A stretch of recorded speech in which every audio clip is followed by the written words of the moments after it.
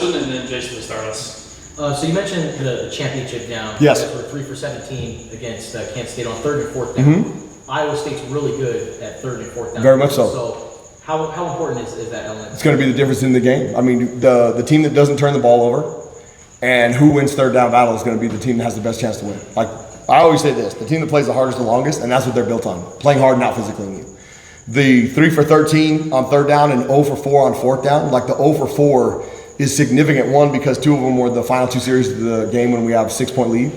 And then the other one in the first half, they did get down to midfield, but we get them into a 4th and 10 and they go for it. And Chase Kennedy and Deshaun McKnight are making him run out of his mind, but the coverage downfield was phenomenal. And we have some dudes up front that can get to the quarterback with some pass rushing skills. I mean, we didn't have Trey Smith. We got pressure on Avery with those guys with some of the stunts we're doing, and then we are aggressive. I mean, the 3rd play of the game, after the 3rd play of the series and the 2nd series, were after the mishap. Like, did you see Trayden Stukes come off the edge? Like, that running back tried to block him, it was like he wasn't even there. It was awesome. Like, the violent demeanor, the bad humor he came with. So we're gonna have to be really good on 3rd down, getting pressure on Rocco Beck, so that he's not comfortable and he can't go through his progression. And then we have to do a great job on the perimeter covering. And they do a great job in pass protection, and they will keep 2 tight ends in. They'll make sure that he has time. And then they do a bunch of double move stuff, and they do a bunch of pick routes downfield that they try and get you out of coverage so that and they're very good at it. And if you look at their 3rd down, they're really good on 3rd and short, which the offense should have the example or advantage, but they're really good on 3rd and 3 to 6. And it's because they have a ton of them. Because they're so good, they stay in front of the chains. Like, if you get negative plays on them, that's your best chance. Like, Iowa did a good job in the second half of getting negative plays on 1st and 2nd down, but they still beat him. So he doesn't make mistakes. That's the greatest thing about him, their quarterback. Jason and then David. Is this the biggest challenge in terms of physicality that you've had this season? Yeah, I mean, I'll say this. We've ran the ball really well on offense.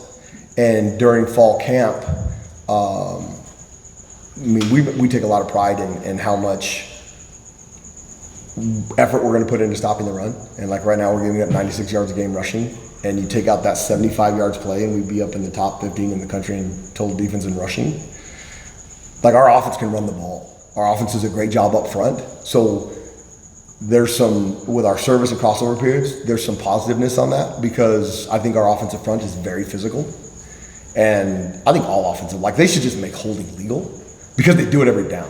Where they shouldn't allow you to do it is like tackle a guy out on the perimeter. Like, that should be called if they call holding. But like inside, let them try and kill each other. Like, who cares? They do it anyway. And then they call it the worst time, like the worst opportune time is when the freaking flag comes out. So just make it legal, take that off of the onus of the referees, and then when you see them out here, call it. If they're not out here, freaking let them hold. They do anyway. And guess what? That makes the defense be more violent and try and freaking, and then you have an opportunity to get off blocks and all those things. But like, the physicality that Iowa State plays with is why they're so good year in and year out. And when you get into the games when it's cold up in Ames, Iowa, it doesn't matter. They don't rely on throwing the ball. And he throws it with precision, even in the cold games, but they can just beat you into obliteration running the football. So it's a great challenge. Like, this is like going to be super fun on Saturday night. Sorry, I'm going to spit on your microphone.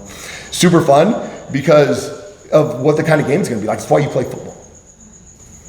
David and then Michael.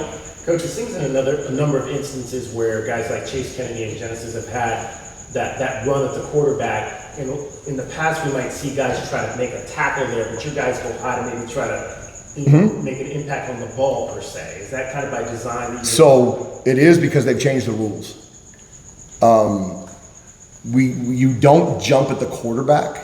Like, we try and get them not to leave their feet until the ball's gone, because like Noah, like that pump on the run, like you jump and now it's a freaking big old play. There's certain stunts that we know we're going to get a guy free to the quarterback. So we teach it so that we don't get targetings and we don't get late hits like on the quarterback. Like, we do stuff where we have those pop-up bags that we gut in half, where we jump around them too, because it used to be you get one step and you could just freaking lay out a quarterback. I mean, the stuff that they're calling the NFL right now, like they're trying to teach old D linemen to spin as they're tackling quarterbacks so they don't land on them, so they don't get penalties. It's the same thing in college. If you hit a guy too hard, especially the quarterback, it's going to be a penalty. So how can you avoid those opportunities? And then we have some guys with some really long arms, like Chase Kennedy and Jen. I mean, they're tall and they're long. So that disruption creates problems for the quarterback. The one that you saw Jen come where they threw the ball out of bounds was because Jen came free and he was in his face. But then you see Jen as he's getting his hands up, he leaped as the last thing as the ball's out, but he's able to avoid hitting Avery. Whereas later we have a corner glitz come off the edge where Aiden Garner's chasing him across the field. We don't quite set the wall, but he gets such a good lick on him. It's a violent lick, but he doesn't take him to the ground because he knew the ball was gone. And as he hit him in the back of the ribs, he spun off so that he doesn't get the penalty. And like, those are game-changing moments. Now, don't get me wrong. We are going to get a late hit penalty at some point during this season because of the aggressive nature we play, and everybody's going to be mad, and me too. You won't see me cuss the dude out because, like I said earlier, I don't think that's coaching. But the way we play, we're going to get some of those. The way we get guys to jump on the pile, it's coming. Hopefully it's not in a game-changing moment. That's the worst part, and why we try and train that stuff. And you mentioned, obviously, Gavin's been one of your best open field tacklers. What's your emphasis on how you want guys to approach that in space? Try and gut somebody in half.